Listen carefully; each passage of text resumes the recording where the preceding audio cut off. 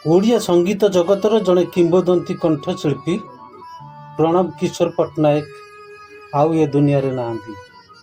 ସେ 21 ଅଗଷ୍ଟ 2026 ଶୁକ୍ରବାର ଦିନ 88 ବର୍ଷ ବୟସରେ ଭୁବନେଶ୍ୱର ସ୍ଥିତ ବାସଭବନରେ ଶେଷ ନିଶ୍ୱାସ ତ୍ୟାଗ କରିଛନ୍ତି। ଦୀର୍ଘ 5 ଦଶନ୍ଧିରୁ ଅଧିକ ସମୟ ଧରି ଓଡ଼ିଆ ସଙ୍ଗୀତ ପ୍ରେମୀଙ୍କ ହୃଦୟରେ ରାଜ କରିଥିବା ଏହି ମହାନ କଳାକାରଙ୍କ ବିଷୟରେ କିଛି ଗୁରୁତ୍ୱପୂର୍ଣ୍ଣ ସୂଚନା। ସେ 20 ଜାନୁଆରୀ 1938ରେ ଜନ୍ମଗ୍ରହଣ କରିଥିଲେ। ତାଙ୍କ ପିତା ଲାଲମୋହନ ପଟ୍ଟନାୟକ ଓଡ଼ିଶା ବିଧାନସଭାର ପୂର୍ବତନ ବାଚସ୍ପତି।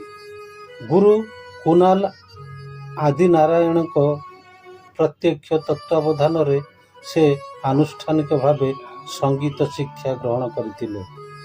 1958 ମସିହାରେ ମୁକ୍ତିଲାଭ କରିଥିବା ମା ଚଳଚ୍ଚିତ୍ରରୁ ସେ ପ୍ଲେବ୍ୟାକ୍ ଗାୟକ ଭାବେ ନିଜର କ୍ୟାରିୟର ଆରମ୍ଭ କରିଥିଲେ।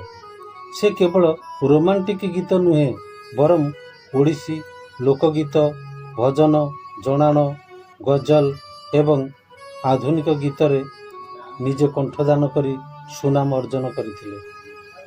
ତାଙ୍କ ଗାନ କରିଥିବା ଏ ଜୀବନଟା ଏକ ନାଟକ ଭଳି ଅନେକ ଗୀତ ଓଡ଼ିଆ ସଙ୍ଗୀତ ଜଗତରେ ସଦାସର୍ବଦା ଅମର ହୋଇ ରହିବ।